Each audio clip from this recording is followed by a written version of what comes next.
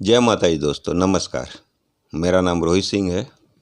और दोस्तों, आज जो मैं आपको कहानी सुनाने वाला हूँ ना, वो यूपी के देवरिया की सत्य घटना पर आधारित भूतिया कहानी है, जो 2016 में 4 दोस्तों के साथ घटित हुआ था। तो आइए चलते हैं हमारी आज की इस कहानी में। दोस्तों, देवरिया के गांव में 4 दोस्त रहते हैं: पप्पू, राजू, आनंद और छोटू। जो पप्पू होते हैं वो ज़मींदार के बेटे होते हैं। जो राजू होते हैं उनका सोने चांदी और बर्तन का दुकान होता है। जो आनंद होते हैं उनका राशन का दुकान होता है। और जो छोटू होते हैं उनका नाई का दुकान होता है। ये चारों जो होते हैं, चारों अपनी ज़िंदगी में बहुत मस्त होते हैं। चारों अपने घर परिवार से संपन्न होते हैं। लेकिन चारों में एक बहुत बुरी आदत होती है, क्योंकि ये शराब के गुलाम होते हैं। दिन हो या रात हो, कोई भी टाइम हो, ये टाइम नहीं देखा करते थे। शराब मिल जाए बस ये शराब पी लिया करते थे। शराब ही इनकी ज़िंदगी थी। और ये चारों के साथ वैसा था। चारों में से कोई भी कम नहीं था। कितना भी शराब पिला दिया जाए, अगर इनको फ्री का शराब मिल जाए तो ये मरते दम तक पीते रहते, जब तक इनको कोई मना नहीं करे या पी के ये बेहोश ना हो जाए। इतने बड़े ये लोग शराबी होते हैं। चारों की उम्र 27-28 साल की हो चुकी होती है, लेकिन चारों के चारों अभी तक कुंवारे होते हैं। रिश्ते तो बहुत आते हैं चारों के लिए, घर परिवार और लड़का भी पसंद आ जाता है। लेकिन जैसा अक्सर होता है कि लड़की के घर वाले गांव में आकर के लड़के के बारे में, लड़के खानदान के बारे में पूछताछ करते हैं। और उस पूछताछ के दौरान पता चलता है कि चारों का कुल खानदान तो बहुत अच्छा है, लेकिन चारों भयंकर लेवल के शराबी हैं। और किसी भी टाइम पे कभी भी ये लोग शराब पी लिया करते हैं। और ऐसे लड़कों के हाथ में कोई भी लड़की वाला अपनी लड़की को सौंपना नहीं चाहेगा। तो इस वजह से अभी तक इनका रिश्ता नहीं हुआ होता है और चारों के चारों कुंवारे होते हैं। चारों के घर वाले बहुत परेशान हो चुके होते हैं चारों से, क्योंकि ये लोग अक्सर अपनी दुकान से पैसे चोरी कर लिया करते थे। ये जो पप्पू होते हैं, इनके घर में एक मंगरू नौकर होता है। ये कभी चावल की गोनी, बोरी जो होती है, गेहूं की बोरी जो होती है, या सरसों की बोरी, कुछ भी घर से उठा करके बेच दिया करते थे। और मंगरू को भी कुछ पैसा वैसा दे दिया करते थे कमीशन के रूप में। और कुछ भी करके ये लोग अपने दारू का खर्चा पानी का जुगाड़ कर लिया करते थे। ऐसी इनकी ज़िंदगी चल रही थी। गांव की एक शादी होती है और शादी में लोग बारात में जाते हैं। बारात में जाते हैं तो वहाँ पे बारातियों का स्वागत के लिए चिकन, मछली, नॉन वेज और वेज का अलग अलग बंदोबस्त होता है। और शराब का भी बंदोबस्त होता है। आई फ्री का शराब होता है। और ये चारों शराबी होते हैं। सब लोग भयंकर तरीके से पीते हैं। शराब जो होता है वो जहरीला निकल जाता है। और 250-300 लोग जहरीला शराब पीने की वजह से हॉस्पिटल में एडमिट हो जाते हैं। उसमें चारों भी होते हैं।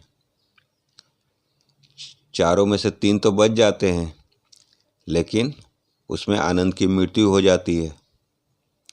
अभी आनंद के दाह संस्कार की तैयारी होती है। आनंद को शमशान घाट लेकर के जाया जाता है। 5-5:30 बजे का टाइम होता है और आनंद का दाह संस्कार होता है। पूरे गांव वाले तो लौट के आ जाते हैं, लेकिन ये जो तीनों होते हैं वो अपनी ये दोस्त की याद में वहीं बैठे होते हैं।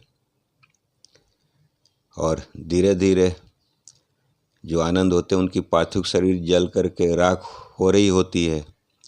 और ये लोग बैठ करके अपने दोस्त को श्रद्धांजलि दे रहे होते हैं। तीनों रो रहे होते हैं। उसी समय इनको एक काला कुत्ता दिखता है शमशान में ही। और काला कुत्ता भी आकर के इन तीनों के पास खड़ा हो जाता है।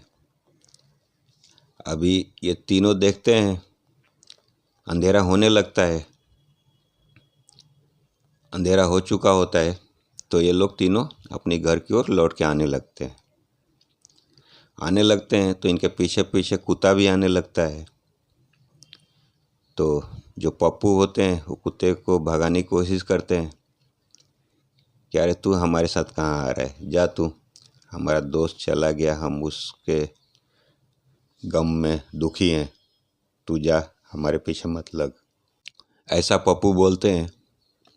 लेकिन जो राजू होता है वो राजू बोलते हैं कि अरे ये लगता है कि हमारा दोस्त आनंद ही है, उसको अभी हम जला के आ रहे हैं तो हो सकता है कुत्ते के रूप में उसकी आत्मा हमारे साथ आ रही है, तो मैं तो इसको अपने दोस्त के रूप में अपने घर लेकर के जाऊंगा। और जो राजू होते हैं बोलते हैं चल तू हमारे साथ हमारे घर चल, और राजू उस कुत्ते को लेकर के अपने घर आ जाते हैं। जो पप्पू और छोटू भी अपने घर जाते हैं, राजू भी अपने घर कुत्ते को लेके आते हैं। राजू के घर वाले बोलते हैं जो शमशान से आने के बाद जो विधि होता है, नहाना धोना, नमक वमक छूना, तो वो सब काम एक करते हैं। सब करने में रात का 10 बज जाता है। फिर इनको खाना दिया जाता है, खाने बैठते हैं। और जो कुत्ता होता है उस कुत्ते के अंदर इनको अपना दोस्त आनंद नज़र आता है, तो उसको भी रोटी वोटी खिलाते हैं और ये सो जाते हैं। सुबह उठते हैं तो पता चलता है कि राजू की दादी मर चुकी है, और जो कुत्ता इनके साथ आया होता है वो कुत्ता कहीं पे भी नहीं मिलता। अभी इनके दादी का भी दाह संस्कार की तैयारी की जाती है।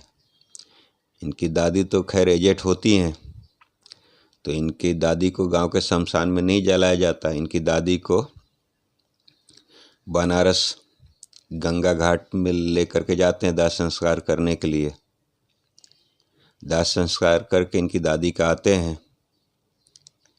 अक्सर ऐसा होता है कि जब भी ये राजू होते हैं, जब भी तो कुत्ता नज़र आता है, और जिस दिन कुत्ता आता है कुछ ना कुछ इनके घर में हादसा होता है। जब ये अपनी दादी का दाह संस्कार करके लौटते हैं तो घर वालों से पूछते हैं कि कुत्ता दिखा क्या, तो ये लोग बोलते हैं कि नहीं, कुत्ता तो दिखा नहीं, क्योंकि एक रात ये लोग वहीं रुक कर के आते हैं और कुत्ता नहीं होता। लेकिन जिस रात ये होते हैं फिर से कुत्ता आता है। दूसरे दिन इनके घर की भैंस मर जाती है। फिर भैंस को ले जा कर के दफनाया जाता है। जो ज़मीन में ले जा कर के गाड़ते हैं वो किया जाता है, जो होता है जानवरों के साथ। और कुत्ता ऐसा होता है कि दिन भर तो होता है, जो दिन में ये नहीं होता है घर पे, सिर्फ रात को ही दिखता है इन लोगों को, इनके घर वालों को, राजू के घर वालों को दिन में बिल्कुल नहीं दिखता है। और जब भी दिखता है तो इनके घर में कुछ ना कुछ हादसा हो जाता है। एक दिन इनकी दादी मर जाती है, एक दिन भैंस मर जाती है, एक दिन इनकी माँ सीढ़ियों से गिर जाती है, मरते मरते बचती हैं, पैर वैर में फ्रैक्चर आता है। फिर एक दिन इनकी एक गाय मर जाती है, फिर एक दिन एक बछड़ा मर जाता है। ऐसा 5-6 दिन गुजरता है। तो इनके घर वाले इस बात को नोट करते हैं कि जिस दिन से ये राजू इस कुत्ते को लेके आया है, हमारे घर में कुछ ना कुछ हादसा हो रहा है। और ऐसे धीरे धीरे करके इनके मन में बात बैठ जाता है। और इनकी दादी का 13वीं होता है। 13वीं के बाद एक ओझा को ये लोग अपने घर पे बुलाते हैं। ओझा करके घर और को देखते हैं और बोलते हैं कि जब भी तुम लोग आनंद के दाह संस्कार से लौट रहे थे तो कोई कुत्ता मिला था क्या? तो राजू बोलते हैं मिला था, शमशान से ही कुत्ता हमारे पीछे लगा था, तो हमने सोचा कि हमारे दोस्त आनंद की आत्मा है, जो कुत्ते के रूप में आई है, तो इसलिए हम उसको लेकर के आ गए। तो ओझा बोलते हैं यही तो गलत किया तुम लोगों ने, तुमने यही गलत किया। कुत्ता कभी भी होता है वो इंसानी बस्ती में ही रहता है, इंसान के पास ही रहता है। अगर वीराने में कोई कुत्ता और ऐसे तुमको मिल जाए तो ज़रूर कोई भूत प्रेत या कोई प्रेतात्मा है, तुम उसको ला करके अपने घर में गलती किए हो। जिस दिन से तुम लाए हो, तुम नोट करो कुछ ना कुछ हादसे तुम्हारे घर में ज़रूर हुआ होगा, चाहे छोटी या बड़ी। तो ये लोग नोट करते हैं तो बिल्कुल ऐसा होता है। पहले दिन दादी मर जाती है, ये लोग दाह संस्कार करने बनारस जाते हैं, उस दिन इनको कुत्ता दिखता नहीं है। दूसरे दिन भैंस मर जाती है, एक दिन गाय मर जाती है, एक दिन गाय का बछड़ा मर जाता है, एक दिन इनकी माँ गिर करके सीढ़ियों से फ्रैक्चर आ जाता है। तो ऐसा कुछ ना कुछ अशुभ घटनाएं हो रही होती इनके घर में।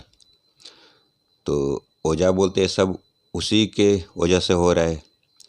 और दिन में वो कुत्ता तुम लोग को दिखता नहीं होगा, रात को ही आता होगा। तो ये लोग बोलते हैं हाँ बिल्कुल रात को ही आता है। तो बोलते हैं कि इसके लिए हमको पूजा पाठ करना पड़ेगा। वह एक आत्मा लग गया है शमशान से तुम लोग के पीछे, जो अतृप्त आत्मा है। वो कोई आनंद उनंद की आत्मा नहीं है। आनंद भी अकाल मृत्यु मारा है, दारू पी करके मारा है, लेकिन उससे तुम लोग का कोई लेना देना नहीं है। ये कोई और ही आत्मा है जो कुत्ते के रूप में तुम लोग के पीछे लग गया था। तुमने गलती की, अपने साथ ले करके आए। जो भी उसको अपने साथ ले करके जाता, यानी तुमने उसको अपने साथ आने का आमंत्रण दिया है, और वो आएगा तो कुछ ना कुछ बुरा ही करेगा। तो तुम्हारे साथ ये बुरा हो रहा है। अभी जो महात्मा जी होते हैं वो पूजा पाठ करते हैं, पूजा पाठ करके घर को शुद्ध करते हैं।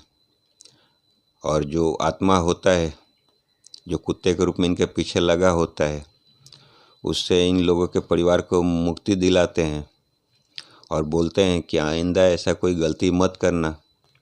कभी ध्यान रखो कि जो ये कुत्ते बिल्ली जो भी जानवर होते हैं वो इंसानी बस्ती में इंसान के साथ ही रहते हैं, वीराने में लोग कभी नहीं रहते हैं।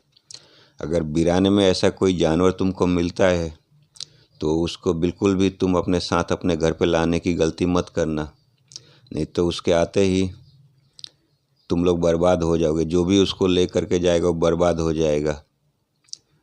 और ये तुमने गलती किया और उसका अंजाम देख ही लिया। तुम्हारी माता जी तो बच गई, भगवान की कृपा था। तुम्हारे कुल देवता और तुम्हारे जो बड़े बुजुर्गों की आत्माओं का साथ था, इसकी वजह से इनके साथ कोई अप्रिय घटना नहीं हुई। और ये गलती तुमने किया, अभी तो मैंने उस आत्मा से मुक्ति दिला दिया तुम लोगों को। आज के बाद वो आत्मा कभी भी तुमको नज़र नहीं आएगी और तुम्हारे साथ ऐसा कुछ भी नहीं होगा। लेकिन आइंदा इस सब बात का ध्यान रखना और अपने अंदर सुधार लाते हैं जो राजू होते हैं। जब ये पूजा होता है तो उस पूजा में राजू के घर पे पप्पू भी होते हैं, छोटू भी होते हैं, क्योंकि कोई भी पूजा पाठ होता है तो उसमें एक हजाम की ज़रूरत होता है। जो नाव होते हैं, पंडित होते हैं, शादी ब्याह मृत्यु क्रिया हर एक चीज़ में पंडित और नाव की ज़रूरत पड़ती ही पड़ती है। ये सब होते हैं, इन सबको ये बात पता चलता है कि ये घटना जो हुआ है सबको पता चलता है। और जो आए होते हैं पंडित जी ओझा, उस आत्मा से इन लोगों को मुक्ति दिलाते हैं और तीनों को एक ताबीज़ बना करके देते हैं जो इनको पहनना होता है, जिससे इनके ऊपर कोई भी बुरी हवा व आत्मा का साया नहीं पड़ेगा। और पूजा पाठ करके जो पंडित जी होते हैं, जो ओझा जी होते हैं, वो चले जाते हैं। तो दोस्तों ये थी हमारी आज की कहानी। अगर हमारी कहानी आपको अच्छी लगी तो कहानी को लाइक करिए, चैनल को सब्सक्राइब करिए और कमेंट बॉक्स में भी अपना विचार दीजिए कि हमारी कहानी आपको कैसी लग रही है। दोस्तों आप लोग हमारी कहानी तो देख रहे हैं, सुन रहे हैं, लेकिन चैनल को सब्सक्राइब नहीं कर रहे हैं। तो चैनल को सब्सक्राइब करिए, लाइक करिए और कमेंट बॉक्स में अपना विचार दीजिए। और दोस्तों, भगवान न करे किसी के साथ ऐसा कुछ हुआ हो, लेकिन किसी के साथ भी ऐसा कोई घटना हुआ है तो हमारे डिस्क्रिप्शन में हमारा ईमेल आईडी है, हमारा व्हाट्सएप नंबर है। आप अपना कहानी हमको भेज सकते हैं। अगर हमको आपकी कहानी अच्छी लगेगी तो हम अपने चैनल से आपकी कहानी भी नरेट करेंगे। और दोस्तों, चैनल को सब्सक्राइब करिए, ज़रूर करिए। थैंक यू दोस्तों, नमस्कार, हर हर महादेव।